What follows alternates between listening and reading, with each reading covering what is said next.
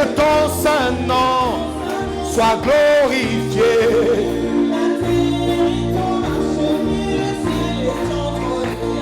Que ton Saint-Nom soit glorifié. Mon Dieu, mon roi, dans le lieu saint. Que ton Saint-Nom soit glorifié. Mon Dieu, mon roi, dans le lieu saint. Que ton Saint-Nom soit glorifié.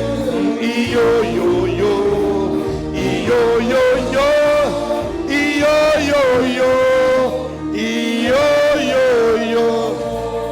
On acclame le roi des rois. Vous savez, mon cœur est très ému quand je vois cet enfant danser pour le Seigneur. Dieu dit, si tu ne veux pas danser pour lui, même les enfants. Il a fait un pas, il est revenu, il dit, wow, wonderful, Seigneur, my God. Que Dieu te bénisse. Que Dieu se souvienne de toi. Qu'il marche avec toi. Que tes ennemis soient confondus le jour. Acclame le Seigneur. Merci beaucoup. Ça va prendre place dans sa merveilleuse présence. Merci. Vous savez, Dieu parle, hein, les amis. Dieu parle au travers des gens. C'est pour ça que j'aime pas venir au culte d'une manière habituelle. Non. Dieu me parle au travers des signes, Dieu me parle au travers des choses que je vois, Dieu me parle par la voix, par des paroles qui montent dans mon cœur. Je vois quelque chose, je sais que non, là, j'ai entendu de parler. Dieu parle. Mais sauf que nous ne faisons pas attention, nous ne prenons pas garde à ce que Dieu fait. Qui peut acclamer le roi?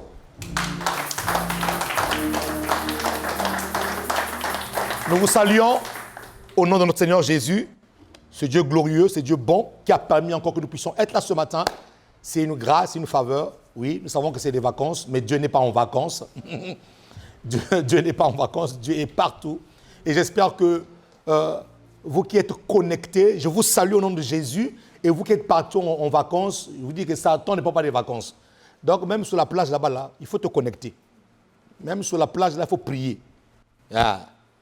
Parce que j'ai fait un constat en tant que pasteur. Hein. En tant que pasteur, j'ai fait un constat spirituel. Quand les gens partent en vacances, c'est un constat que j'ai fait, ils pensent que dans leur vie spirituelle aussi, ils sont en vacances. Si bien que quand ils reviennent, physiquement, ils sont en forme, mais spirituellement, ils sont partés. Ils sont vides. Parce qu'ils pensent que le mot vacances veut dire aussi prendre des vacances spirituelles. Non. Même quand je veux me reposer, moi, même quand je veux me reposer, frère, même quand je pars me reposer, même quand je prends mon avion, je vais me reposer quelque part, je prie. Ah non, il y a des habitudes, il y a des principes que je ne dérobe pas. Non, je prie. Parce que Satan ne prend pas des vacances. Je garde mon style de vie. Je garde mes principes de prière. Bien que étant dans le repos, mais je garde la connexion. Et c'est un constat que j'ai fait. Les gens, lorsqu'ils partent en vacances, ils reviennent. Physiquement, ouais, ils sont peut-être un peu reposés, mais spirituellement, tu sens qu'ils sont vides. Donc, vous qui nous suivez et qui êtes en vacances, restez connectés. Et Dieu ne manquera pas de vous bénir. Amen. Vous êtes à la bonne fréquence ce matin et Dieu va nous faire du bien. Pose ta main droite sur ton cœur.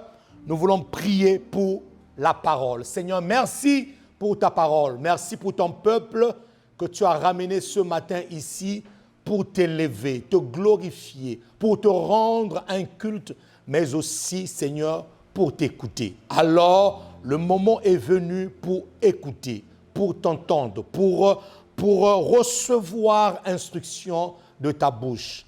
Seigneur, fais-nous du bien.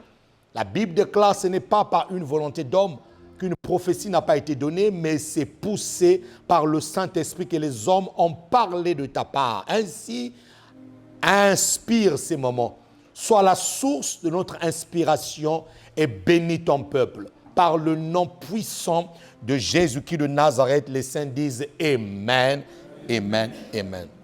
Amen. Est-ce qu'on peut acclamer le Seigneur de gloire?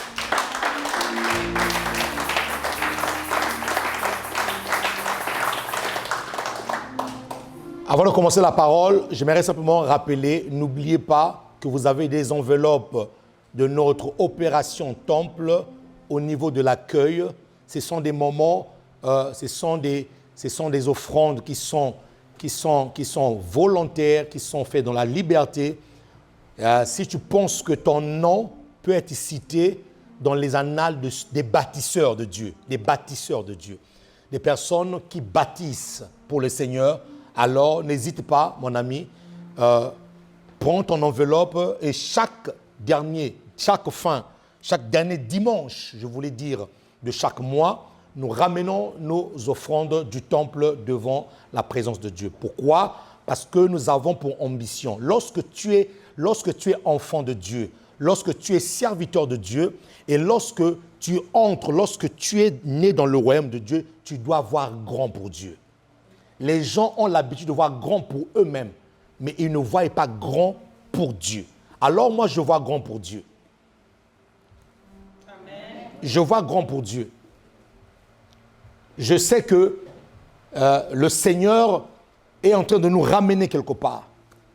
Et si tu ne vois pas grand pour Dieu, Dieu ne fera pas des grandes choses. Nous devons apprendre à voir grand.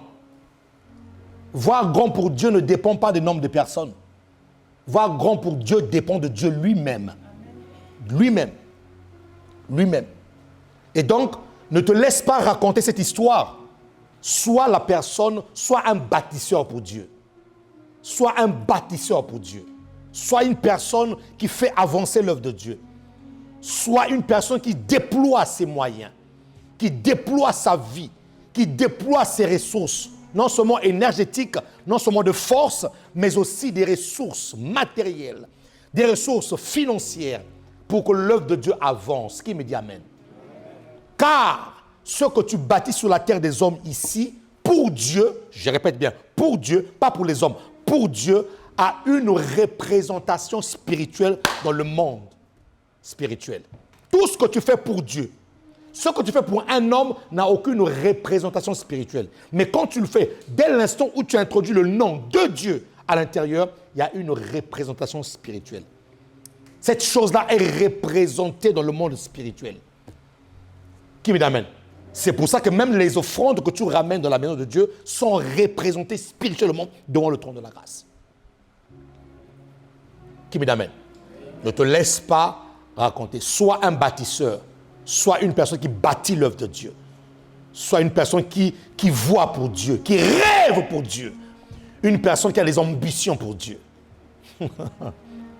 Une personne qui ne vit plus pour lui-même, mais qui vit pour Dieu. Vivre pour Dieu, c'est vivre pour les autres. Quand tu commences à vivre pour Dieu, tu commences à vivre pour les autres. Alléluia. Si vous voulez que le Seigneur puisse... Alléluia. Que le Seigneur puisse... Il y a des choses que Dieu ne pourra pas faire parce que le peuple... C'est pas que le peuple ne donne pas les moyens. Parce que le peuple ne peut pas donner les moyens à Dieu. Mais le peuple n'a pas l'attitude de voir grand pour que le Seigneur puisse faire ces choses-là, au fait. Il y a des choses que Dieu veut faire dans cette église. Mais notre attitude, notre manière de faire, notre manière de concevoir, la perception de Dieu peut empêcher certaines choses à Dieu de le faire au milieu de l'église. Nous devons être des violents. Nous devons être des violents dans notre foi, des violents dans l'œuvre du Seigneur, des violents dans la vision de Dieu. Tu dois avoir une vision très violente. Parce que ton Dieu est grand. Ton Dieu est grand. Et tu dois avoir grand. Est-ce que quelqu'un peut acclamer le Seigneur de gloire ici?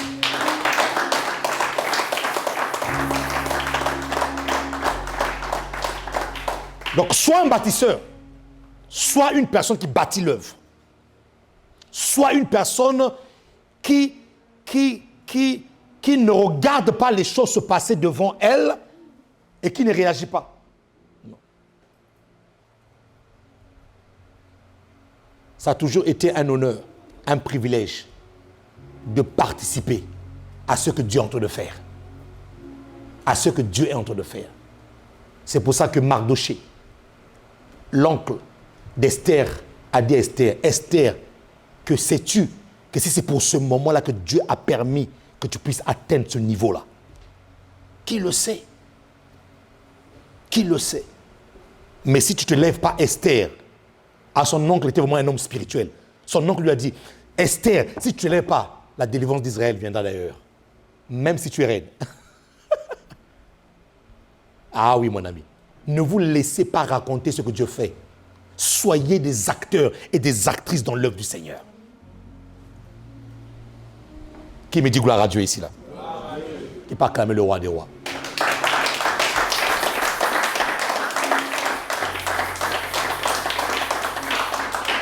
Dis avec moi, l'homme spirituel.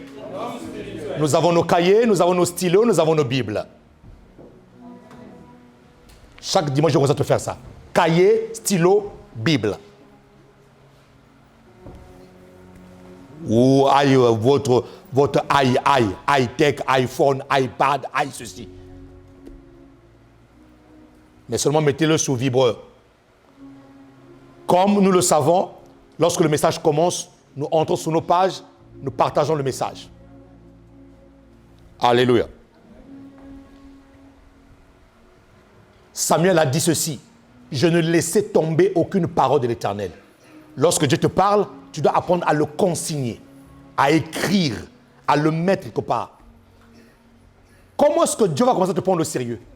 C'est lorsque ce qu'il te dit là, toi-même tu le prends au sérieux. Si tu ne prends pas la parole de Dieu au sérieux, Dieu ne te prendra pas au sérieux non plus. Et c'est pour ça que les gens disent que Seigneur, pourquoi est-ce que je ne vis pas ta parole? Pourquoi est-ce que ta parole ne se manifeste pas dans ma vie? C'est parce que tu ne le consignes pas. Dieu a dit à Jean, à l'île de Patmos, ce que tu as entendu là, ce que tu vois là, écris-le. L'homme spirituel est né de Dieu. L'homme spirituel est un Dieu sur la terre. Psaume 82, verset 6, nous avons dit, j'avais dit, vous êtes des dieux, vous êtes tous des fils du Très-Haut. Vous n'êtes pas des fils du plus bas. Vous n'êtes pas les fils du très bas, les fils du moyen bas ou les fils du bas. Vous n'êtes pas les fils du haut ou du moyen haut. Vous êtes des fils et des filles du très haut.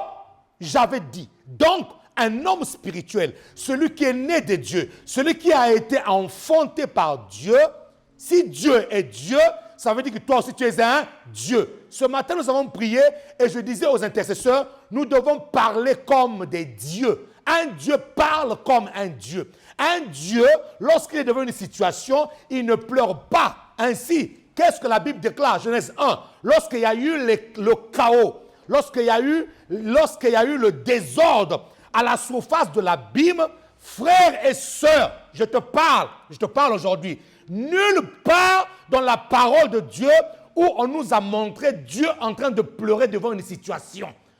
Nulle part dans la parole de Dieu où lorsque Dieu a échoué, même lorsque Dieu avait échoué avec Adam, Dieu n'a pas pleuré, frère. Lorsque Satan est descendu avec les tiers des anges et qu'ils ont créé le désordre dans l'univers, frère, Dieu a regardé les ténèbres ont regardé Dieu. Dieu n'a pas pleuré. Dis à quelqu'un, arrête de pleurer. Dis-le bien comme un vivant. Arrête de pleurer. Tu dois apprendre à parler comme un Dieu. Un Dieu, lorsqu'il parle, je disais aux intercesseurs ce matin, lorsque Dieu parle, tu sais que Dieu a parlé. Lorsque un humain parle aussi, tu sais que c'est un humain qui a parlé. Le temps est arrivé où tu dois prendre ta place de Dieu et voir les situations devant toi et parler à la situation. Un Dieu ne parle pas de ces situations à Dieu, mais un Dieu parle à ces situations. Je répète. Un Dieu ne parle pas de ces situations à Dieu, mais un Dieu parle à des situations. C'est pour ça que Jésus a dit aux disciples, si tu as la foi comme un grain de sénévé et que tu dises à cette montagne, frère, lorsque Jésus parle de la montagne, il parle vraiment de la montagne. Jésus est en train de te dire, lorsque tu es un homme spirituel, tu peux parler à une montagne. Pourquoi tu ne dis pas amen à ça? Jésus est en train de te dire, lorsque tu es un homme spirituel, lorsque tu es né de Dieu, tu peux parler à une montagne. Église, devant vos montagnes, ne pleurez pas, parlez comme des dieux. Écoute-moi, lorsque tu es devant ta montagne, oui, parce que chacun a sa montagne. Lorsque tu es devant ta montagne, je disais à une personne, la peur que tu manifestes dans ton cœur sans pourtant l'exprimer par la voix, cette peur-là est entendue dans le monde spirituel. Je disais à une personne, lorsque tu es devant un problème, la peur que tu as dans ton cœur, même si tu ne le dis pas, même si tu ne le manifestes pas extérieurement par la gestuelle, cette peur-là est une voix silencieuse qui est entendue dans le monde spirituel. Et Satan sait que tu as peur. Satan sait que tu as peur. Quand tu t'avances devant ton problème, il sait que tu as peur. Et un Dieu doit avoir l'audace de Dieu. Un Dieu devant les ténèbres, il a regardé les ténèbres, il savait que dans sa bouche, il y avait une solution. Je prophétise ce matin que dans ta bouche là, il y a une solution. Mon ami, donne-moi un amen bien là. Ça dit que même si tu es en vacances, hein, ton amen ne peut pas partir en vacances. Ton amen doit être vivant. Donne-moi un amen bien. Amen. Dieu savait que dans sa bouche, il avait des solutions. Écoutez, les gens dans leur bouche n'ont que des solutions pour calomnier, n'ont que des solutions pour dire du mal, n'ont que des solutions pour profaner tout ce qui est mauvais, mais n'ont pas de solutions pour décompter les situations. Lorsque Dieu parle, lorsque un Dieu parle. Frère, la Bible vient de nous montrer que nous sommes sortis de Dieu. Si Dieu a parlé devant une situation et que la lumière est venue, et que si toi tu es sorti de Dieu, c'est que dans ta bouche là, c'est plus qu'une bombe atomique. C'est pour ça qu'il est écrit que mon juste vivra par sa foi. Ce n'est pas la foi de Dieu. Ce n'est pas une foi que tu as empruntée par quelqu'un d'autre. C'est par ta foi à toi. Ça veut dire que frère, tout est possible par rapport à la conception que tu as de la chose. Lorsque Dieu a vu les ténèbres, il savait que sa foi à lui, sa foi allait ramener la lumière. Dis avec moi, je dois parler comme un Dieu. Oui frère, un Dieu parle. Un Dieu ne se lamente pas. Un Dieu ne pleure pas. Un Dieu ne recule pas. Un Dieu avance. Un Dieu regarde les situations en face de lui. Il dit à cette situation, à ce moment, tu tomberas. J'avais dit, vous êtes des dieux. Et dans le livre de Jean 10, 31 à 36, les pharisiens, les religieux. Vous savez, lorsque tu opères comme un Dieu sur la terre, les gens risquent de penser que tu es arrogant. Non, ce n'est pas que tu es arrogant, tu connais ton identité. Amen. Il y a certaines paroles, quand tu le déclares, tu dis, hey, tu es fier. Non, je ne suis pas fier, je sais qui je suis. Amen. Est-ce que je parle à quelqu'un ici là? Je sais qui je suis. Hier encore, on parlait avec mon épouse. Des fois, on a des réflexions comme ça sur lesquelles on parle. On se disait, mais finalement, en fait, on le savait déjà. Mais là, vous savez, il y a des choses que tu sais, mais par moments, des fois, tu veux rester un peu, on te réfléchir sur ça. On s'est dit, mais finalement, la vie est un choix, en fait. Frère, la vie est un choix. Je vous dis la vérité. En fait, On le savait. Mais on est resté calme, on dit, mais en fait, oui, la vie est un choix, en fait. Ce que tu désires avoir, la vie que tu veux mener dépend de toi-même. Dieu t'a tout fait, Dieu t'a tout donné. Ah, il faut que je puisse réveiller le Dieu qui est en toi. Ma mission cette saison-là, il faut que je réveille le Dieu qui est caché en toi. Je disais aux intellectuels ce matin, nous devons apprendre à exercer notre royauté. Amen. Tu sais, fils, tu peux être né dans un palais royal, mais ne jamais savoir comment exercer la royauté. C'est pour ça que dans les palais royaux, lorsqu'un prince vient de naître, on l'apprend des manières. On lui apprend même comment s'asseoir sur une chaise. On lui apprend même comment marcher. Frère, comment? C'est-à-dire que c'est pas son cadence. C'est-à-dire qu'il y a de la cadence, on ne sait pas. Il ne marche pas comme une personne qui vient de se réveiller, en train de bailler les chauffants en pétard. Non, frère, c'est un roi. C'est un roi en devenir. J'ai suivi une émission où à l'époque, on envoyait le prince Harry aller combattre en Irak, dans les pays du Maghreb. Et je me suis dit, mais c'est un prince. Mais pourquoi est-ce qu'on l'envoie? Mais c'est même dangereux pour lui parce qu'il peut recevoir une balle. Mais c'est après que j'ai compris, un roi, c'est un conquérant. Donc on l'apprend à être un conquérant, à avoir un mindset des conquérants. Frère, toi, ton papa est le roi des rois.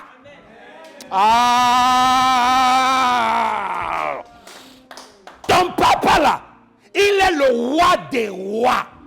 Et toi, devant une situation, tu es là. Oh Dieu, papa, oh. Fire! Parle à ta situation, frère. Parle à ta situation. Même si la situation ne t'écoute pas aujourd'hui, un jour, Dieu lui donnera des oreilles pour écouter ce que tu dis là.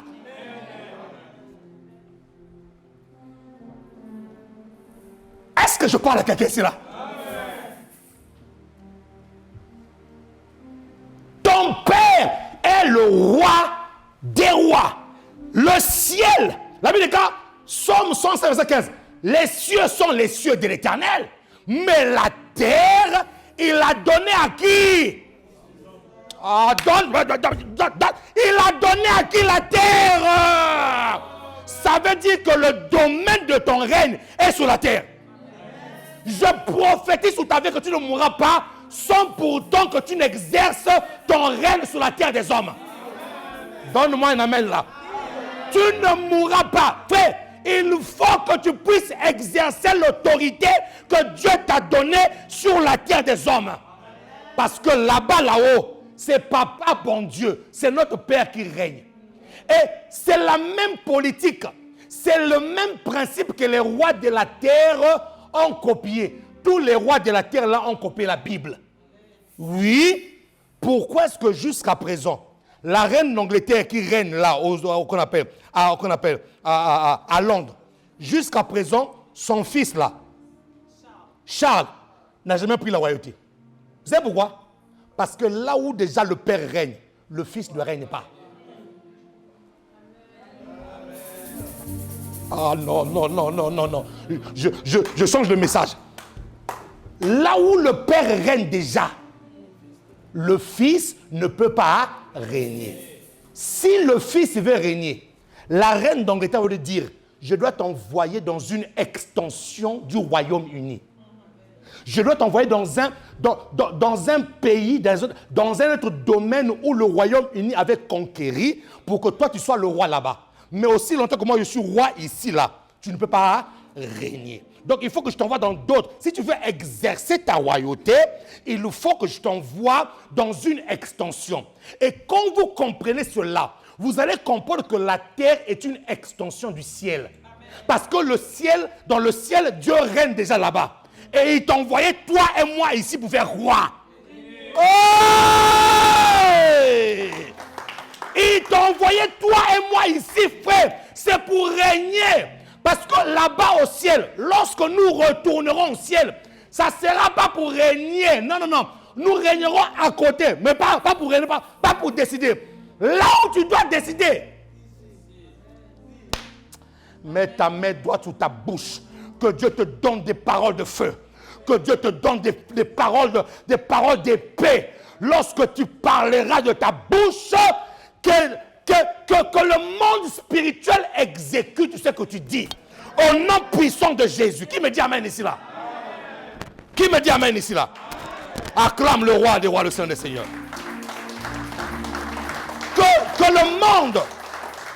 Que le monde spirituel exécute ce que tu dis. Ce que tu dis. Les cieux là-bas, c'est papa qui règne. La terre ici là, c'est nous. Et papa est fier. Papa est fier de voir son produit. Le produit qui est sorti de lui faire comme lui. C'est pour ça que le livre des Jean est le livre où Jésus est en train d'exercer. En fait, c'est le livre où Jésus montre la relation qu'il a avec le Père. Et c'est pour ça qu'il n'a pas honte de dire ce que le Père fait. Moi aussi, je le fais. Et c'est pour cela que dans le livre de Jean 10, 31 à 36, les pharisiens l'ont traité. L'ont dit blasphémateur.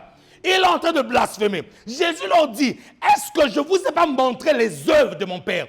Il dit ceci, on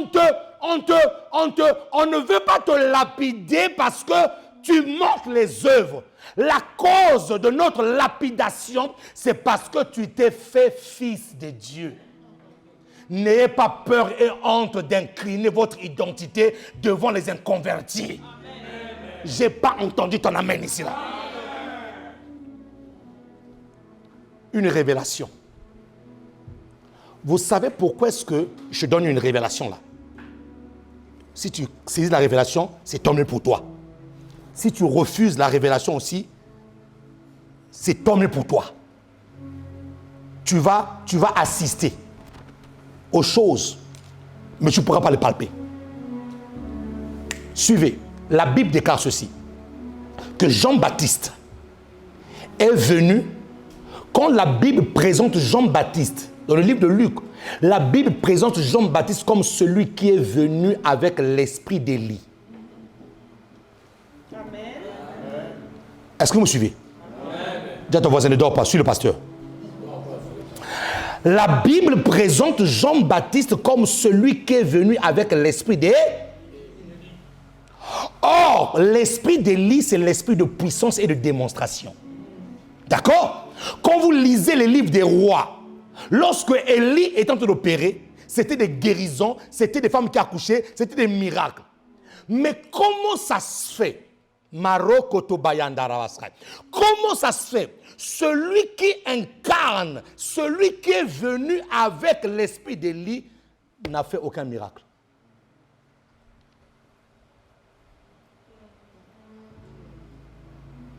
Je reste calme là, que ça te rentre bien dans la moelle épinière, que ça te rentre bien. Comment ça se fait que celui qui est venu avec l'esprit d'Élie, donc normalement, fils, ce qu'on attendait d'Élie, non, de Jean-Baptiste, qu'il opère dans une dimension de miracle.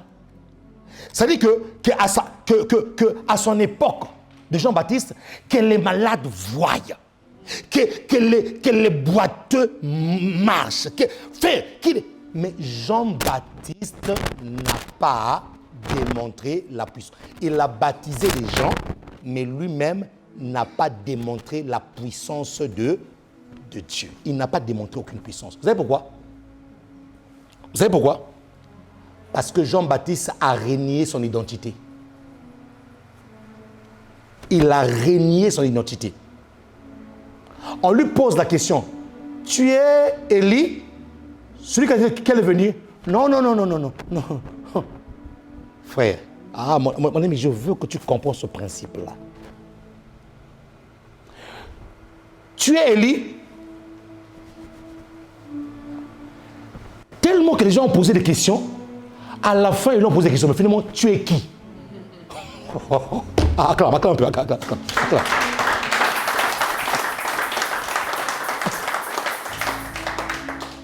Tellement que lui-même, il a renié son identité, les gens lui posent la question, mais non, mais tu es qui? Élie, Jean-Baptiste n'a pas manifesté le miracle parce qu'il n'a pas reconnu son identité. Parce qu'il n'a pas su qu'il était venu avec l'esprit d'Élie. Il n'a pas su que ce que Élie avait fait là. Élie est mort, mais l'esprit ne mord pas. C'est ce qu'il n'a pas compris. Élie était parti, mais cette onction-là, Dieu l'avait déposée dans sa vie. Toutes les fois que tu renies que tu n'es pas un Dieu, oui, je le dis, tu es un Dieu.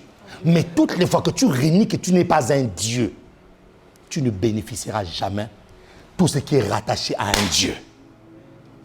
Tu ne bénéficieras jamais tout ce qui est rattaché à un Dieu. Toutes les fois que tu renies devant les hommes et les femmes que tu es un chrétien, tu ne bénéficieras jamais ce qui est rattaché à la vie chrétienne. Toutes les fois que tu renies devant tout le monde que tu n'es pas un enfant de Dieu, tu viens d'enlever sur ta tête l'héritage. Et Jean-Baptiste n'a pas opéré à la dimension attendue de lui parce qu'il a renié. Je prophétise, ça ne sera pas ton cas au nom de Jésus-Christ de Nazareth. Qui me dit amen?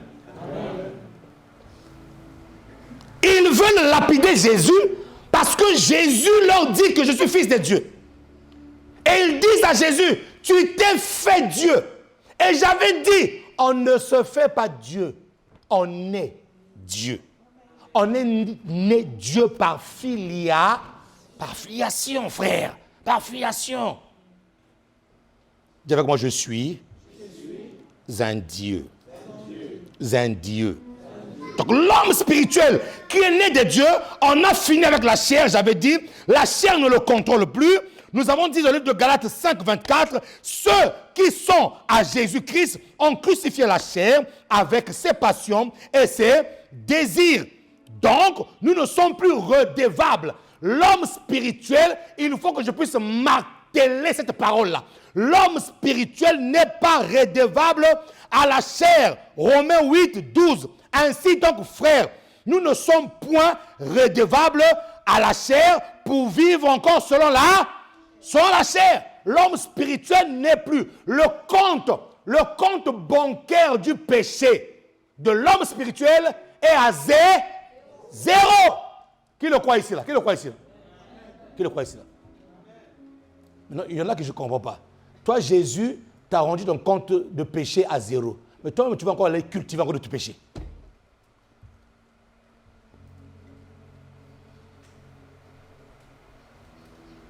Nous ne sommes plus redevables. En d'autres termes, le péché ne peut plus se mettre devant toi pour dire tu me dois quelque chose. Non. Jésus a tout payé. C'est pour ça que sur la croix, il a dit tout est accompli. Donc, frère, tu ne dois plus rien à Satan. Oh! Car ceux qui sont nés de Dieu sont nés de la volonté de Dieu. Ils ne sont pas nés de la chair. Ils ne sont pas nés du sang. Ils sont nés de la volonté de Dieu. En d'autres termes, tu dois comprendre aussi que même les héritages, même certains héritages spirituels, sataniques, venant du corps de ton père et de ta mère, ne doivent plus avoir de la puissance et de l'ascendance sur ta vie à toi. Si ces choses-là, frère, si ces choses-là ont encore le pouvoir sur toi, c'est que tu es ignorant. Oui, frère, c'est peut-être choquant, c'est que tu es ignorant. Est-ce qu'un enfant de Dieu, né de l'esprit, rempli de cet esprit, peut être possédé? Question. Est-ce qu'un enfant de Dieu, né de Dieu, peut être possédé?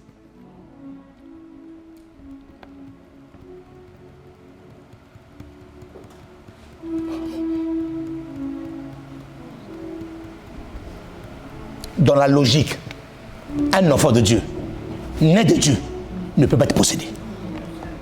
Ça, c'est la logique. Pourquoi? Parce qu'en lui, là, c'est le temple du Saint-Esprit. Ce n'est pas le temple des démons. Les démons sont en train de squatter là parce qu'il est ignorant. Oh oh! Il est ignorant. Mais si cette personne se rend compte que je suis un Dieu et qu'un Dieu ne peut pas être possédé par autre chose que le Saint-Esprit de Dieu, frère, ces démons vont t'obéir, ils vont partir. Est-ce que je parle à quelqu'un ici là? Ton compte bancaire du péché est à zéro. Tu n'es plus redevable à la chair. Romains 6, 7, car celui qui est mort est libre du péché. Celui qui est mort est libre du péché. Tu es mort avec Jésus, tu es libre du péché. Tu es ressuscité avec Jésus, tu es libre du péché. Si tu es mort, je parle de la mort, frère. Je ne parle pas du coma, je parle de la mort. Si tu es mort, si tu es mort, si tu es mort.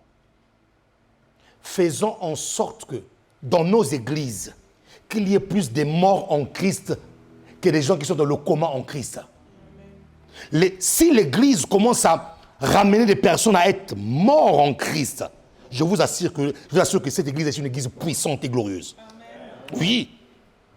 Pourquoi? Parce qu'il y a certaines réactions de la chair qui ne te feront plus rien du tout. Tu vas commencer à bénir même Dieu pour le mal qu'on te fait. Comme Jésus à la croix, qui est en train de bénir, de demander pardon à Dieu pour les personnes qui sont en train de le persécuter. Il dit, mais il est fou. On le tape, on le crucifie, lui il prie pour eux. Oui. Parce que l'homme spirituel discerne les choses différemment. Amen. Il voit les choses différemment.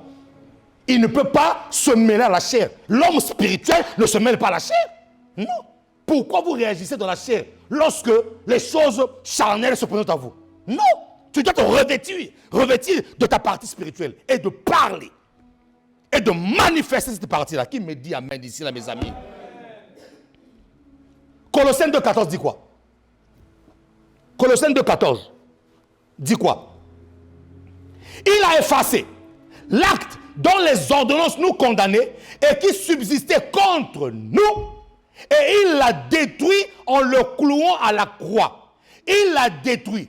Les actes qui pesaient sur toi, tout ce qui criait dans ton sang, le désordre que tu avais fait, la chair qui t'avait poussé à aller commettre tout ce désordre-là, Jésus dit qu'il a effacé l'acte de condamnation. Romains 8,1 dit quoi? Il n'y a donc plus de condamnation pour ceux qui sont en Christ. Donc celui qui est versé dans le Christ, il n'y a aucune condamnation. Le diable tourne autour de lui, il dit, pas moyen de condamner. Pourquoi? À cause de Christ. À cause de Christ. Et là, il déclare, il a effacé cet acte-là. La partie qui m'intéresse, c'est ça. Il a dépouillé, tellement dépouillé. Il a dépouillé les dominations et les autorités, les a livrées publiquement en spectacle, en triomphant d'elles par la croix. Il a dépouillé. Et quand je lisais ce verset, le Saint-Esprit m'a donné une révélation. Au fait, il m'a dit ceci, c'est frère. Quand la Bible dit que Christ a dépouillé les dominations, au fait, il les a dépouillés de ce qui faisait leur force. Au fait, il les a dépouillés de ce qui leur donnait le droit sur les humains. Il les a dépouillés de ce qui leur donnait le droit d'agir dans ta vie. Au fait, ces esprits-là, ces dominations-là ont été dépouillés de leur arme fatale qu'on appelle la chair.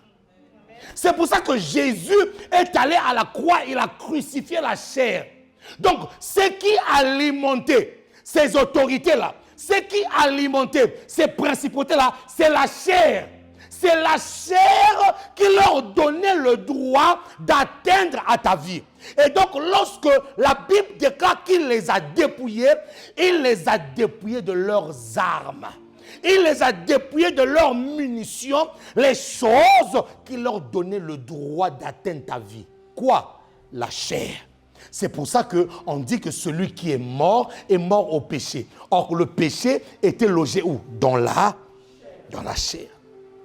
C'est pour ça que Jésus aussi est venu dans un corps semblable à notre corps pour connaître ce qui est le péché. lui, il n'a pas seulement connu le péché, mais il s'est fait péché.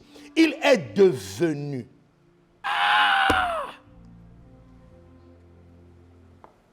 Seigneur.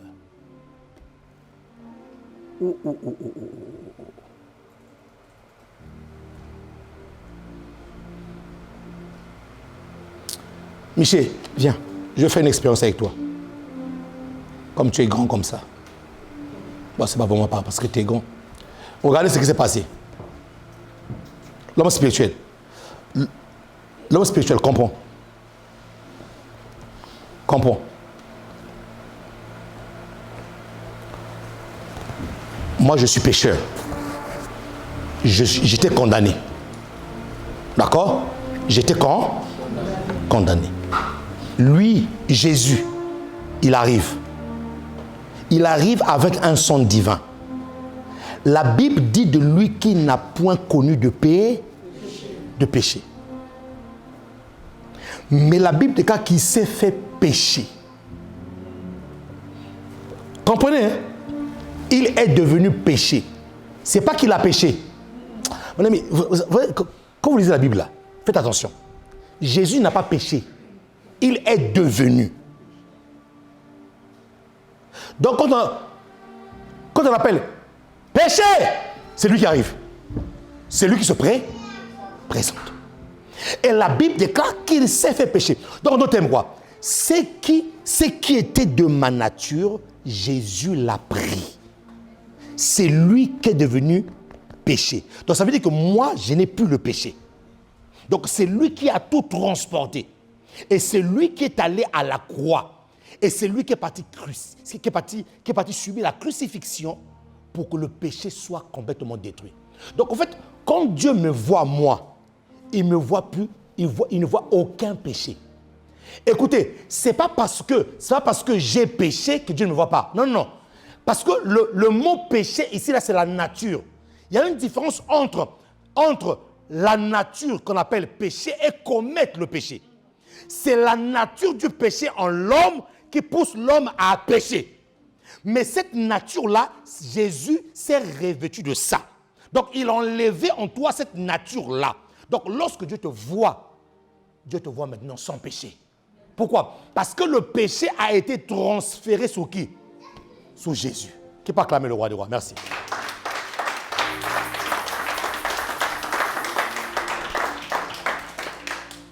Et c'est comme cela que ça se passait dans l'Ancien Testament. Comment on expiait le péché du peuple? Le pécheur venait, il prenait sa main, il ramenait son animal. Acclame le Seigneur, acclame.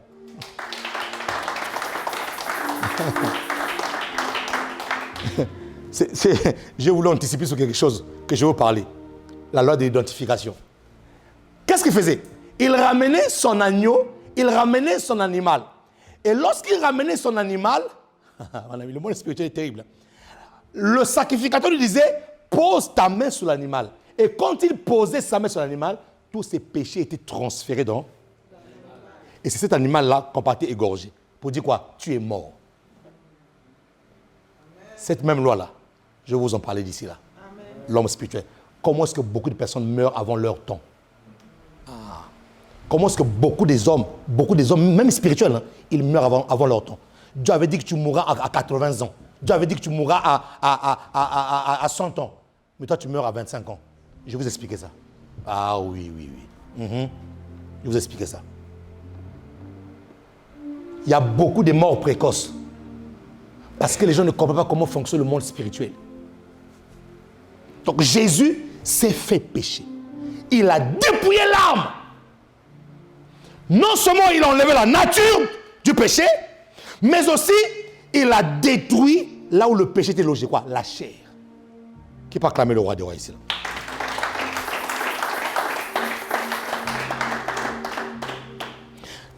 Il y a un verset qui m'a choqué, bon, qui ne m'a pas choqué, mais qui m'a interpellé. 2 Pierre. 2 Pierre 2, verset 9. Est-ce qu'on me suit là ou pas? 2 Pierre 2, verset 9. Ce verset-là, quand tu le lis, si tu ne le comprends pas, ça risque de te mettre la confusion. Le Seigneur, c'est bon ou pas? Le Seigneur s'est délivré de l'épreuve les hommes pieux. Le Seigneur s'est délivré de l'épreuve les hommes pieux. Et réservé les injustes. Il réserve les injustes pour être punis au jour du jugement. Donc ça veut dire que quand tu es injuste là, il y a un jour qui est prévu pour toi qu'on appelle le jour du jugement. Où Dieu va punir les injustes. Au jour du jugement. Maintenant écoutez le verset 10. Ceux surtout qui vont après la chair, ceux surtout qui vont après la chair dans un désir d'impureté et qui méprisent l'autorité. La question que je me suis posée. Donc c'est comme si, vous savez mes amis, quand vous lisez ce texte, vous avez l'impression qu'il y a comme deux manières d'aller vers la chair. La Bible est cas. Ceux surtout qui vont vers la chair dans un désir impur. Donc, il y a une manière d'aller vers la chair dans un désir pur.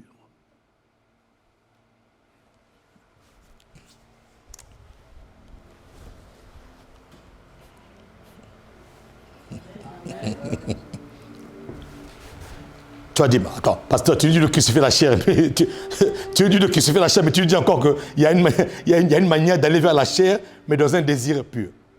Dieu dit, ceux surtout qui vont après la chair dans un désir d'impureté et qui méprisent. Donc il y a une manière d'aller vers la chair, mais dans un désir pur. J'explique.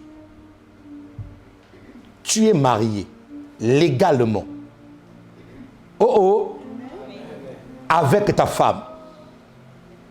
Tu as honoré Dieu comme il faut. C'est pas parce que tu deviens un homme spirituel que Dieu a enlevé la libido. C'est pas parce que tu deviens un homme spirituel que Dieu a enlevé les désirs sexuels. Quand Dieu dit ici là, ceux qui vont vers la chair dans un désir impur, ce sont des personnes qui, parce que n'oubliez pas que l'esprit se trouve dans un corps. Qui me dit amen? Ce sont des personnes qui vont vers la chair sans respecter les principes de Dieu. C'est ça qu'on appelle ici désir impur. Donc, un homme qui est spirituel, qui a, par exemple, épousé sa femme correctement, qui a respecté les lois de Dieu, qui a un désir charnel vis-à-vis de sa femme ou vis-à-vis de son homme, c'est un désir qui est pur. C'est un désir qui est pur. Donc, il y a une manière d'aller vers la chair d'une manière impure et il y a une manière aussi d'aller vers la chair d'une manière... Qui va acclamer le roi des rois ici? L'homme spirituel habite dans un corps qui a des besoins, habite dans un corps qui a des désirs. Mais sauf que lui, il est dans les principes, il est dans l'enclos, il est dans les paramètres de Dieu.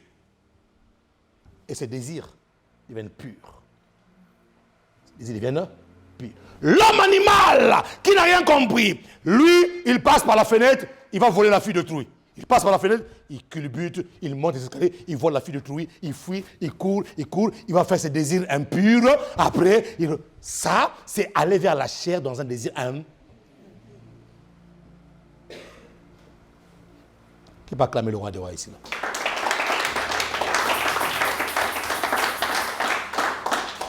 Qui me dit amen?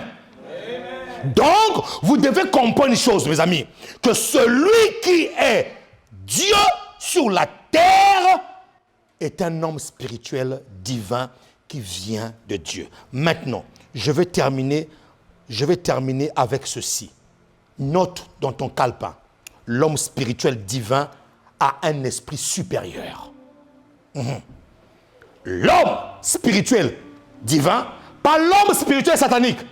L'homme spirituel divin a un esprit. Dis-moi, Dis-le comme un vieux. Tu sais, même ta manière de parler là prouve que non, est-ce que pour moi tu acceptes ça? Dis avec moi, j'ai un esprit supérieur. Le monde dans lequel nous nous trouvons, c'est un monde des forts, un monde des faibles. Frère, le monde dans lequel nous nous trouvons, même au travail, si tu n'as pas un esprit supérieur, tu vas te faire mater. Même au travail, si tu n'as pas un esprit supérieur, tu vas commencer à avoir des conspirations autour de toi pour qu'on te chasse de ta bénédiction. Il y a des personnes qui ont quitté leur bénédiction simplement parce qu'ils avaient l'esprit faible. Ils n'avaient pas un esprit supérieur. C'était bien le lieu de leur bénédiction. Ce travail-là, c'était bien ta bénédiction. Ce lieu-là, Dieu te voulait là. Mais ceux qui viennent travailler avec toi là, tu penses que quand tu viens travailler, ils sont simples? Il y en a qui ne sont pas simples. Il y a certaines oppressions sataniques et démoniaques qui se passent dans le lieu de travail pour te chasser de là. Mais si tu n'as pas l'esprit supérieur, tu vas dire, écoutez l'interprétation des enfants de Dieu. Non, moi je pense que ce n'est pas la volonté de Dieu que je sois là. Continue à parler comme ça. Continue à parler comme ça là. Tu ne comprends pas que ceux qui arrivent là, ils sont blindés. Il y en a qui ont des câbles ici là. Il y en a qui ont des câbles aux pieds. Il y en a qui sont partis voir leur marabout. Frère, ce sont les choses qu'on a vues. Ma femme travaillait dans une boutique de lingerie à l'époque. Cannelle. Je me souvenais toujours parce que c'était les moments où j'étais en train de te proposer un mariage. Cannelle. Frère. Elle vend. Oui, parce que ma femme sait vendre. Elle vend.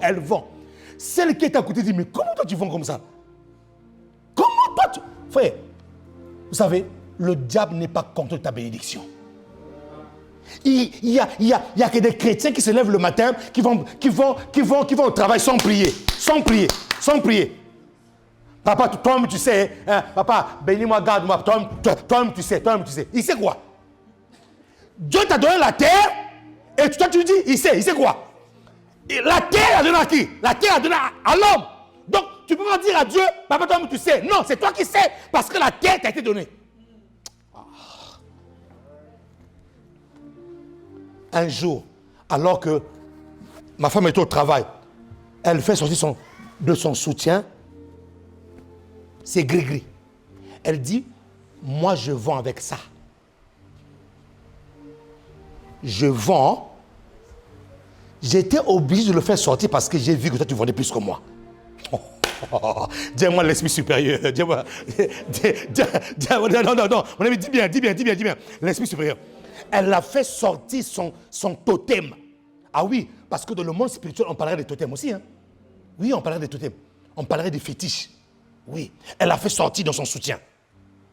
Mais comment tu vas aller mettre un totem, un fétiche au niveau de tes seins? Comment tu vas pas attraper un concert des seins comme ça? Un concert des seins. Comment? Mais ce que je ne comprends pas, c'est que tes ventes à toi dépassent mes ventes. Comment tu fais? Dis-moi, je suis là. Non, mon ami, fais comme ça. Fais comme ça. Non, mon ami, fais comme ça. Non, fais-le bien. Mon ami, quand je dis ça là, c'est prophétique hein, quand je dis de faire ça. Ah oui. Hey. Non, il faut que tu me ramènes là où ton truc. Mais comment tu fais?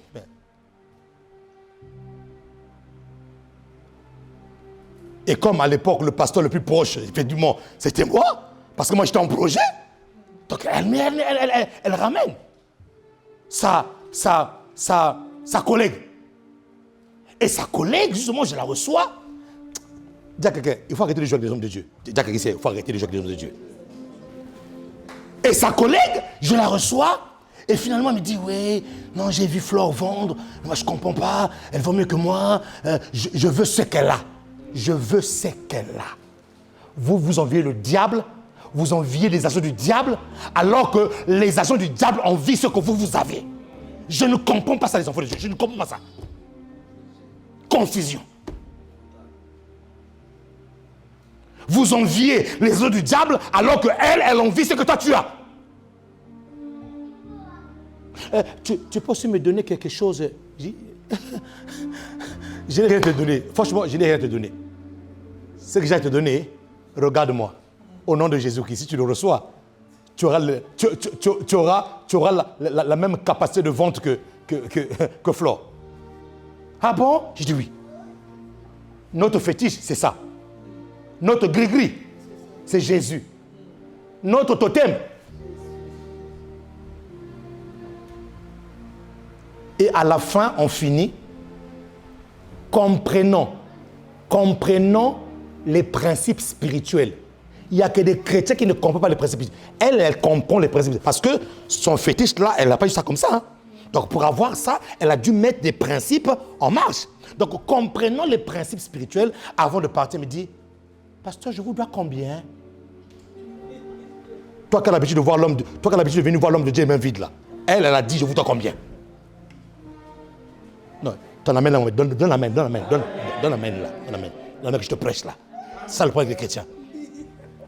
Tu viens voir l'homme. La Bible dit, on ne veut pas voir l'homme de Dieu les mains vides.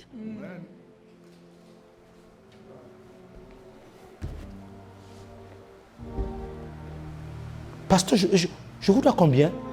Donc, ma fille, si j'avais 10 000 euros là, elle avait 10 000 euros là.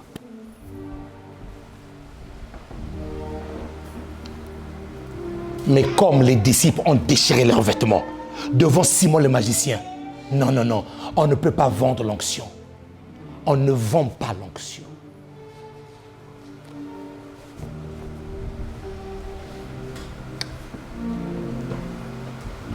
Tu envies les sorciers, tu envies une personne qui passe dans une grosse Bentley, alors que lui là, il t'envie parce que toi tu dors en paix.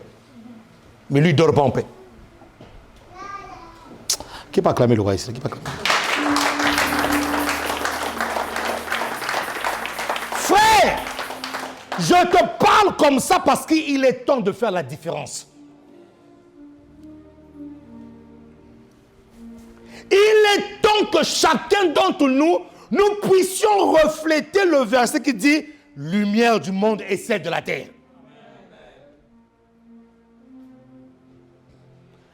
Un homme spirituel, divin, bien sûr,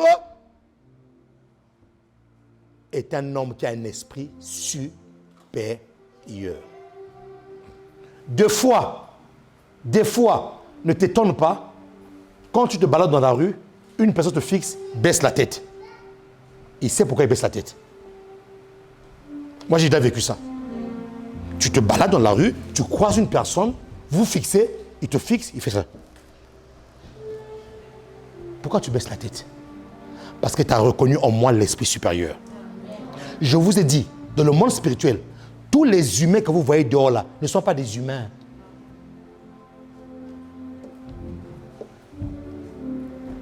Toutes les personnes que vous voyez là ne sont pas des humains. Si la science aujourd'hui nous parle du clonage, il y a des hommes qui sont clonés là.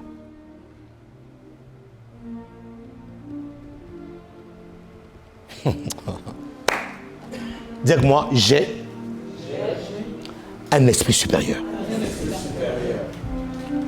Que ton âme l'entende. J'ai un esprit supérieur.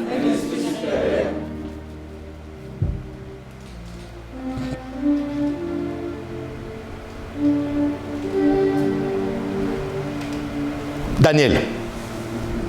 Et je termine. Daniel 5. Daniel 5, verset 11 à 16. Il y a dans ton royaume un homme qui a en lui l'esprit des dieux. Ah Seigneur. Il y a dans ton royaume un homme qui a en lui l'esprit des dieux. En plus, c'est précisé des dieux saints. Donc, il y a des dieux malsains et il y a des dieux saints. Et du temps de ton père, on trouva chez lui des lumières. Des lumières. Pas une lumière, mais des lumières. Ce message, il faut que vous puissiez comprendre. On n'a pas trouvé chez lui une lumière, mais des lumières de l'intelligence et une sagesse semblable à la sagesse des dieux. C'est-à-dire que quand la personne commence à parler, ce qui sort de sa bouche, on dit non, non, non, non, c'est un Dieu qui a parlé. C'est pour ça que lorsque Jésus parlait, la Bible dit que les scribes et les pharisiens étaient frappés d'étonnement. Pourquoi? Parce que ce qui sortait de sa bouche, c'était une sagesse de Dieu. Il a en lui cette sagesse-là. Aussi, le roi Nebuchadnezzar, ton père, le roi, ton père, l'établit chef des magiciens. Suivez, on l'a établi chef des magiciens, des astrologues, des chaldéens ou des chaldéens, des devins, parce qu'on trouva chez lui, chez Daniel, nommé par le roi Belteshazzar, un esprit supérieur. Parce qu'on trouva chez lui, chez Daniel, un esprit supérieur. Et c'est ça, c'est quand je vous parlerai des transferts, quand je vous parlerai des transactions spirituelles, je vais vous expliquer comment est-ce qu'on vole deux fois l'intelligence de beaucoup de personnes. Ton intelligence est volée, ta capacité à produire des choses est volée, et quelqu'un d'autre est en train de travailler avec ça.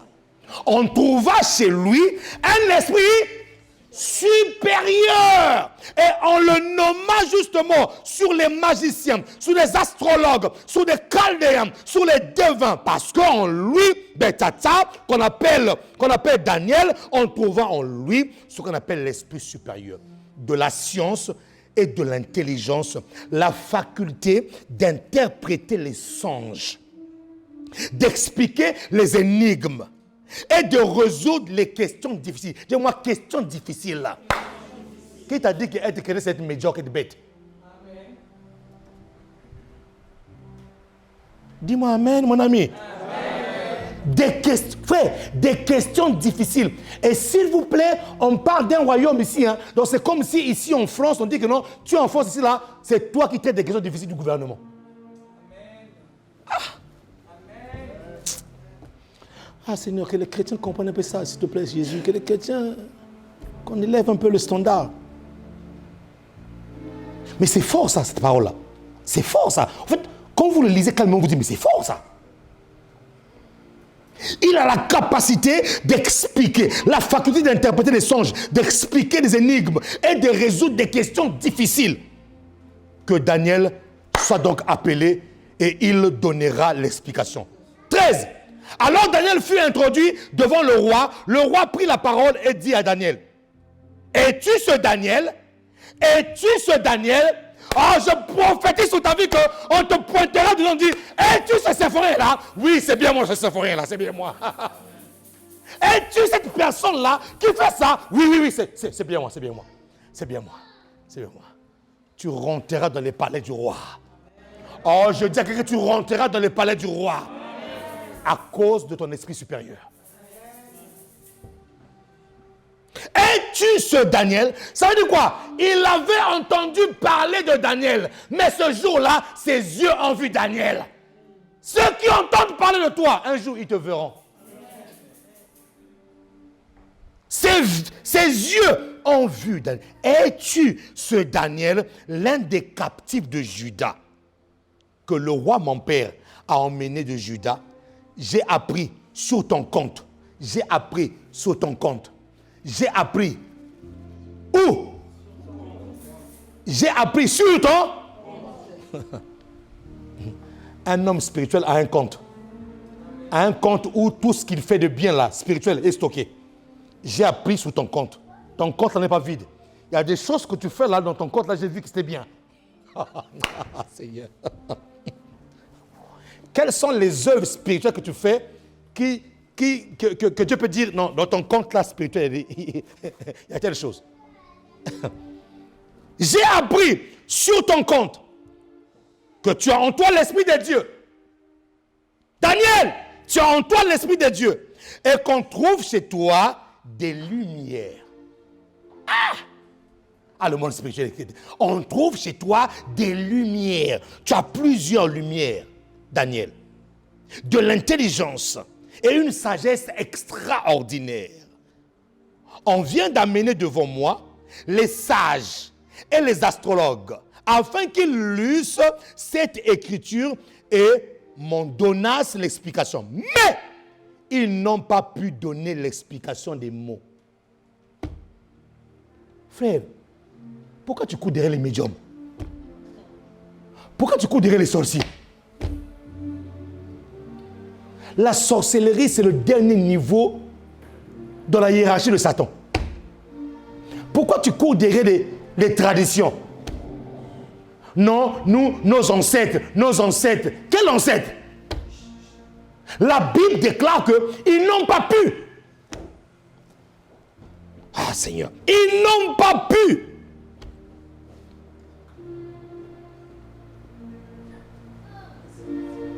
« 16. J'ai appris que tu peux donner des explications et résoudre des questions difficiles. Maintenant, si tu peux lire cette écriture et m'en donner l'explication, tu seras revêtu de pourpre. Dis-moi pourpre. Tu porteras un collier d'or. Dis-moi un collier d'or à ton cou. Et tu auras la 3e place du gouvernement. Dis-moi la 3e place du gouvernement. Acclame le roi des rois. Wow.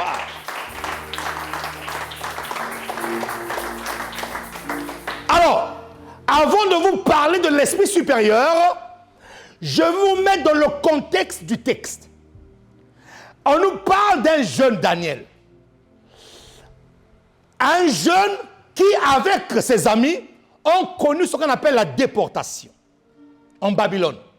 C'est-à-dire que le roi Nebuchadnezzar, père de ce nouveau roi, était en guerre un jour contre Israël. Et parce qu'Israël avait péché, et parce qu'il a été prophétisé par le livre de Jérémie, parce que lorsque vous lisez le livre de Daniel 9, il est écrit, Daniel rappelle à Dieu qu'il est écrit qu'il devait se passer 70 ans après la captivité. C'est-à-dire que 70 ans après, Israël devait être libéré. Et pourquoi est-ce que Dieu a permis la captivité de ce peuple? C'est à cause de leur péché. Frère, toutes les fois que tu pêches devant Dieu, Dieu te livre à la captivité. Il faut que tu comprennes ça. C'est un principe. Alors, qu'est-ce que Dieu fait? Ce roi Nebuchadnezzar arrive en Israël, il remporte la victoire, et qu'est-ce qu'il fait? Il déporte le peuple, comme la prophétie de Dieu l'avait dit. Il déporte le peuple d'Israël dans la Babylonie. Babylone était l'endroit où régnait Satan. Donc l'endroit du fétichisme, l'endroit, c'est de là qu'est sorti Abraham, notre père de la foi, est sorti de Ur en Chaldée. Ur en Chaldée est en Babylonie. Et Ur en Chaldée, dans cette contrée-là, les gens adoraient d'autres dieux. Les gens adoraient des statuettes. Des gens adoraient des bois. Des gens avaient des effigies de toutes sortes de représentations qu'ils adoraient. Et c'est de là que Nebuchadnezzar prend ce peuple d'Israël qui a l'alliance avec Dieu et qui les ramène en déportation pendant 70 ans de captivité. Et qu'est-ce qu'il a fait? Non seulement il a pris le peuple, mais aussi il est parti entrer dans le temple qu'avait construit Salomon. Dans ce temple-là, il y avait des vases, il y avait de l'or, il y avait toutes sortes de vases précieux, de l'or. Qu'est-ce qu'il a fait? Il a pris des ustensiles de Dieu, les choses sacrées de Dieu, suivez-moi bien, les choses sacrées de Dieu, il les a ramenées où? Dans la Babylonie. Il a ramené, donc il a dépouillé la maison de Dieu, il a ramené de l'or, les vases qu'on utilisait pour la purification, les vases qu'on utilisait pour mettre les pains des propositions, les choses sacrées dans le lieu saint, lui il est rentré, il a pris ces choses-là, il les a ramenées dans son pays, devant ses dieux. Devant ses dieux. C'est pour ça, j'ouvre une parenthèse, vous ne devez jamais profaner le temple de Dieu. Ce lieu dans lequel nous prions, vous devez prendre ça au sérieux, frère. Amen. Qui me dit amen ici, là? Amen. Vous devez prendre ce lieu-là au sérieux. On ne monte pas sur la chair en désordre. comme on a envie de monter. Non, non, non, non. Là descend la gloire de Dieu. Pendant que je parle là, la gloire de Dieu descend ici, là. Oui, frère. On ne doit jamais profaner les ustensiles. La chair, même les micros là, ça là, tout ça là. Frère, on ne doit jamais profaner ces choses. Qu'est-ce qu'il a fait? Il a pris ces choses et un jour, il organise un festin avec des concubines, avec des femmes, avec les gens de son royaume. 1000 personnes viennent à ce festin. Qu'est-ce qu'il fait? Ils sont en train de boire leur vin avec les coupes du temple de Jérusalem. Et pendant qu'ils sont en train de boire leur vin, en train de se livrer dans la débauche et dans l'impudicité avec les vases de la maison de Dieu, le roi, même dans son ivresse, a vu, frère, un doigt sortir. Le roi était ivre. Même dans son ivresse, il a vu un doigt sortir du mur en train de crier. Le roi dit, je vois ou je ne vois pas? Tout le monde ne voyait pas ça, mais le roi voyait. La main de Dieu en train d'écrire des inscriptions sur le mur. Le roi est troublé. Il dit, ramenez-moi les devins, ramenez-moi les augures, ramenez-moi des astrologues, qu'ils viennent me lire ça et qu'ils viennent me déchiffrer qu'est-ce que ça veut dire. Ce qu'ils ont fait des choses qui appartiennent au temple de Dieu a attiré la colère de Dieu. Lorsque tu utilises ton corps, qui est le temple du Saint-Esprit, pour la profanation, tu attires la colère de Dieu. Dieu était obligé d'écrire pour dire, hey! Sacrilège! Vous avez touché au sacré. Le roi, frère, est troublé. C'est pour ça que tu dois garder ton corps dans la pureté.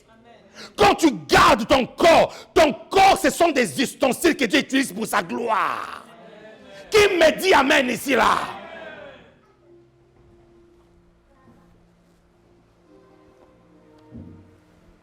Les sorciers arrivent, ils voient l'écriture, ils n'arrivent pas à lire ni à déchiffrer. Les astrologues, ceux qui ont l'habitude d'étudier les étoiles, ils arrivent, ils voient les écritures, ils n'arrivent pas à lire, frère. Les devins, ceux qui invoquent les morts, viennent lire. Ils disent, on ne comprend rien. Frère, et là, le roi est troublé.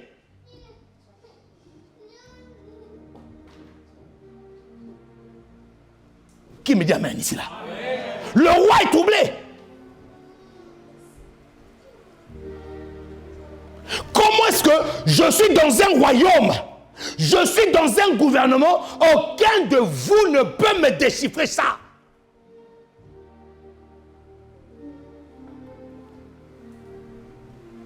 Dis avec moi, j'ai l'esprit supérieur. Fais ça, fais ça.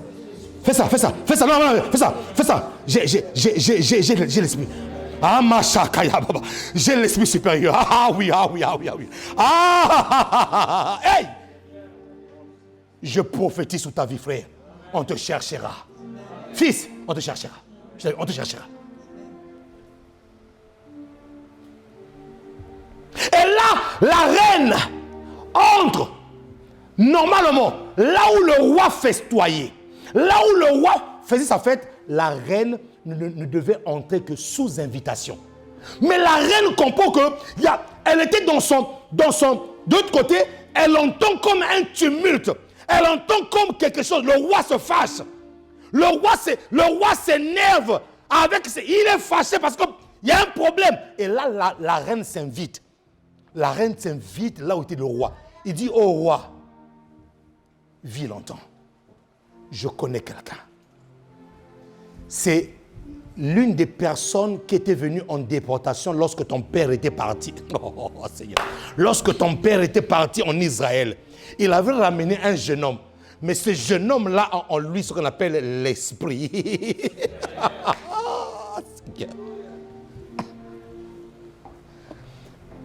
Quand je vous dis, mes amis, souvent quand je vous dis que j'ai pitié des sorciers, j'ai vraiment pitié des sorciers. Quand je vous dis que j'ai pitié des envoûteurs, j'ai vraiment pitié des envoûteurs.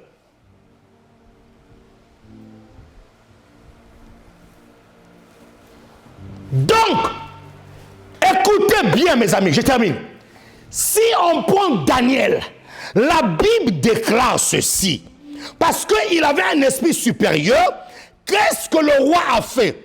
Son père, déjà son père, Nebuchadnezzar, avait déjà établi Daniel sur les magiciens, sur les sorciers, sur les envoûteurs. Daniel était établi sur eux.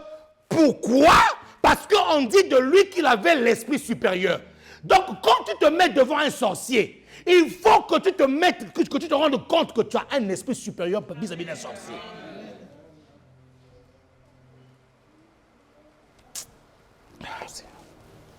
Frère, est-ce que je suis en train de te parler là? Quand tu te mets devant quelqu'un qui te dit, c'est moi qui t'ai enfouté, il faut que tu te rendes compte que tu as un esprit supérieur. Parce que l'esprit supérieur de Daniel n'était pas son esprit propre. Non, c'était l'esprit de Dieu sur lui et en lui. C'est l'esprit de Dieu qui lui donnait cette intelligence-là. Donc, ton esprit supérieur te donne la supériorité sur toute forme d'esprit. Ah! Frère, tu sais, quand tu comprends ça, hein, c'est que là où tu es là, mon ami, comme dit un pasteur, tu planes. C'est-à-dire que tu planes. Quand les problèmes arrivent, tu rigoles seulement. Je disais à une personne un jour, dans mon travail, à l'époque, cette personne qui a commencé à me faire des choses bizarres au travail. Un papa de 50 ans. À l'époque, j'avais quoi? J'avais 34 ans à l'époque. Je vois le papa là. Toi, tu me cherches tes problèmes. Le seul mot, je l'ai dit un mot. Un seul mot avec ce vieux. Je dis, j'ai pitié de toi. Frère, vous devez savoir de votre bouche là, hein, il y a plus qu'une bombe atomique. Le deuxième jour, il a continué. Moi, je le vois encore. J'ai dit, j'ai pitié de toi. Frère, une semaine était trop. On l'a licencié. On l'a viré du travail, faute grave. Le Saint-Esprit est parti le piquer pour qu'il fasse une faute grave, on l'a licencié. Ça dit que, frère, nous sommes dans un monde de guerre. Le monde dans lequel nous sommes là, si tu n'es pas violent spirituellement, tu vas te faire écraser. Je vois un matin, le patron qui arrive, tiens les clés. Comme ça. J'ai dit, il s'appelait Aziz. Il dit, et Aziz est parti où? Il a fait une faute grave, je l'ai dit. Ils sont ici. Dieu dit, pour toi, salut de nation, je suis capable de donner l'Égypte en rançon. Hey, non, c'est-à-dire que, vous voyez, il y a des paroles, c'est-à-dire que tu n'es pas habitué à ça. Dieu est capable de donner un pays à cause de toi.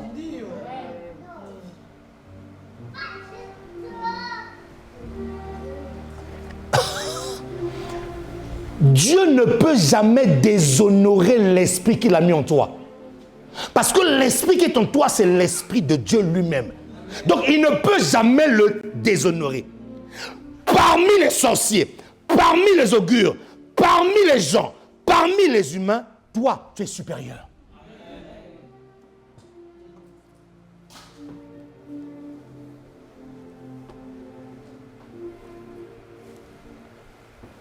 Il y a des situations que tu rencontreras dans ta vie. C'est simplement pour que Dieu puisse activer en toi l'esprit supérieur en toi. Pour te shifter. C'est pour ça que lorsque tu vois des problèmes dans ta vie, tes problèmes dans ta vie, les problèmes pour un homme spirituel, ce sont des opportunités. Ce sont des opportunités qui te permettent de manifester l'esprit supérieur.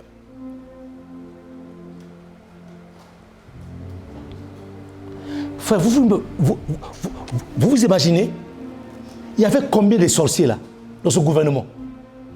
Frère, il y avait combien d'astrologues dans ce gouvernement? Comment est-ce qu'un jeune qui vient d'Israël peut venir détrôner? Non. Frère, ça veut dire qu'il faut que tu puisses connaître ton Dieu là. Comment est-ce qu'un jeune homme qui vient d'Israël, d'un pays étranger, peut venir détrôner tous les sorciers, tous les augures, peut venir détrôner tous les magiciens qui occupaient les rangs là. C'est-à-dire qu'ils sont restés derrière Daniel. Daniel a été promu à la 3e place du gouvernement. Écoute-moi très bien. Le principe pour aller au sommet, ce n'est pas de mettre des pots de banane aux autres. Le principe pour aller au sommet, ce n'est pas d'injurier ou d'aller parler mal de l'autre à ton patron. Ce n'est pas ça le principe. C'est d'avoir l'esprit supérieur. Daniel a occupé la 3e place du gouvernement. Après le roi, il y avait peut-être le premier ministre. Après, c'était Daniel. Il a occupé la 3e place à cause de l'esprit supérieur. En fait, quand tu as l'esprit supérieur en toi, l'esprit supérieur commence à t'inspirer des choses. J'en parlerai.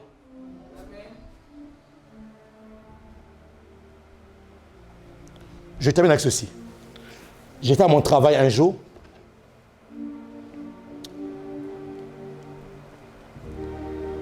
Je suis rentré comme tout le monde.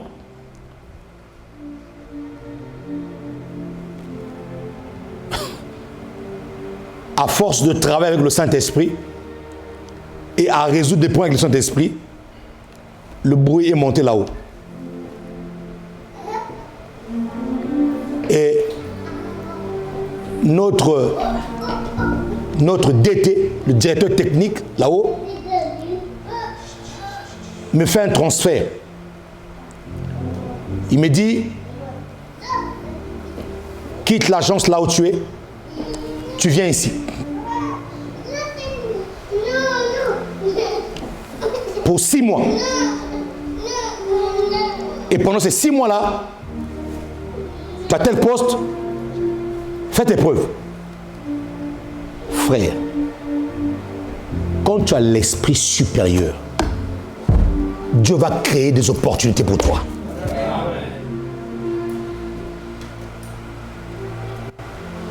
Il ne m'a rien dit. J'ai bossé. J'ai résolu les problèmes. À la fin de ces 6 mois. Frère, tu as déjà vu un poste qu'on t'impose. C'est-à-dire que même si tu ne veux pas ça, on t'impose ça. C'est-à-dire que tu ne veux pas le poste, mais on te dit non, toi, tu restes là. Après les 6 mois, il m'appelle dans son bureau. Frère, je rentre, je ne parle même pas. Il me présente, il me dit seulement, signe. Oh, je signe quoi? Mais comment ça se fait que dans cette agence-là, il y avait plusieurs personnes déjà qui travaillaient à ce poste-là? Mais toi, tu me prends de l'autre agence, tu me ramènes dans une agence pour venir faire quoi ici là? Fais ça.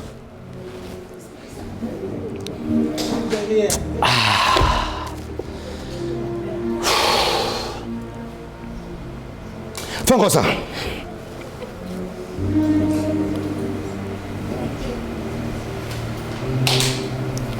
Si tu veux la médiocrité aujourd'hui, c'est parce que toi-même tu veux la médiocrité. Si tu veux mener la vie que tu mènes aujourd'hui, c'est parce que toi-même tu veux mener cette vie-là, frère. C'est Daniel qui n'avait pas en lui l'esprit de Dieu, mais qui avait en lui, qui avait sur lui plutôt, excusez-moi, qui avait sur lui l'esprit de Dieu, a pu dépasser les sorciers, les magiciens. Toi qui as l'esprit de Dieu en toi, lève-toi, acclame le Seigneur.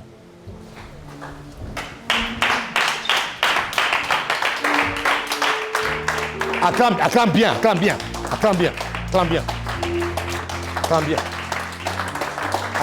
Non, acclame bien le Seigneur. Acclame bien.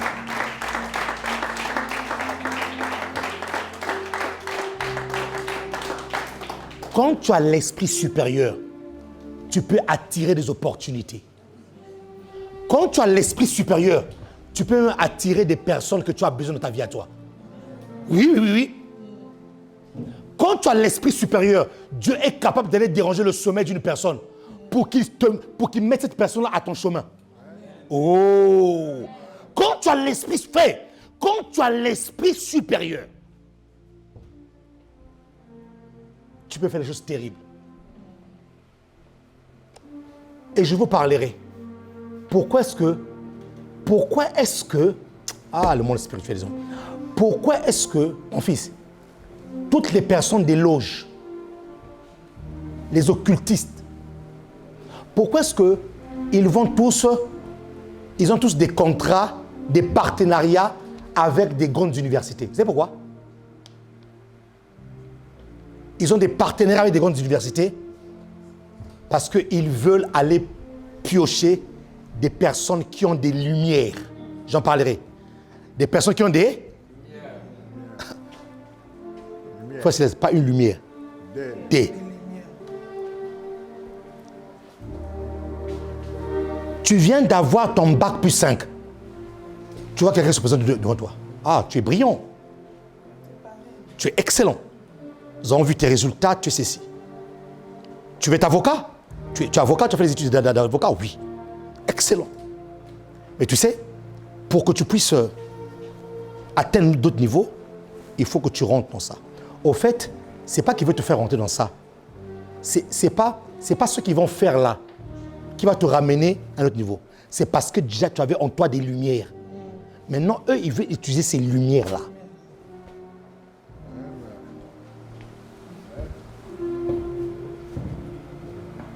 J'en parlerai. J'en parlerai.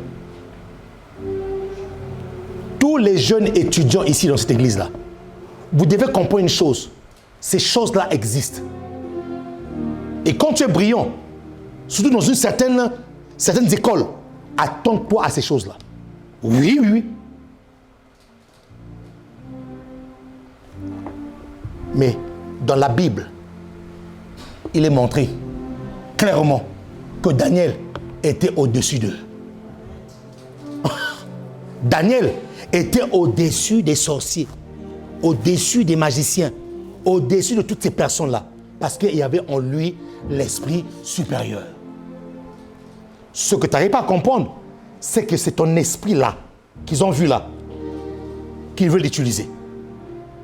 Acclame le Seigneur. Acclame le Seigneur.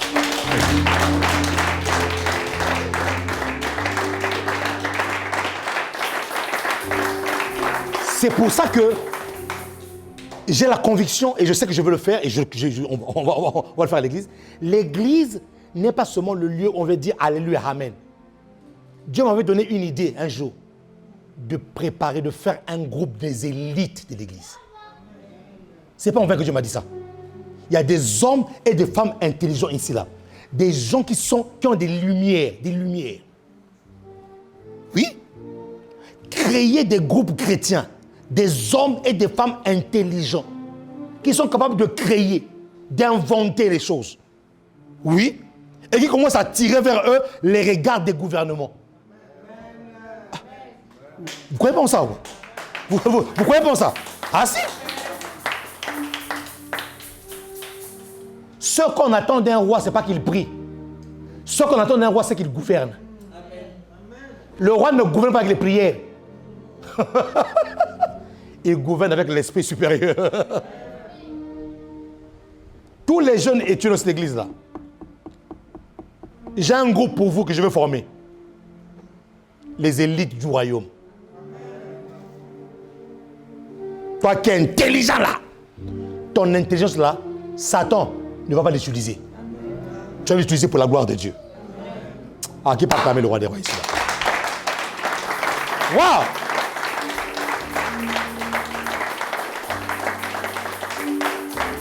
Fais ça. Fais ça. L'esprit supérieur. La plupart des personnes qui vous intimident là, dans le spirituel, c'est parce qu'ils ont compris que vous avez l'esprit supérieur.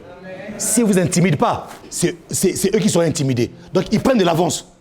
Il dit, je préfère prendre de l'avance, parce que si lui il prend de l'avance, je suis foutu. Donc je préfère faire des grimaces. Parce qu'ils ont vu en vous l'esprit qui est. Garde tes mains levées, Père, merci pour ta grâce. Merci pour ta faveur. merci pour ton amour. Merci pour ta présence. Merci pour l'esprit supérieur. Au nom de Jésus. Les saints disent Amen. Amen. Ceux qui sont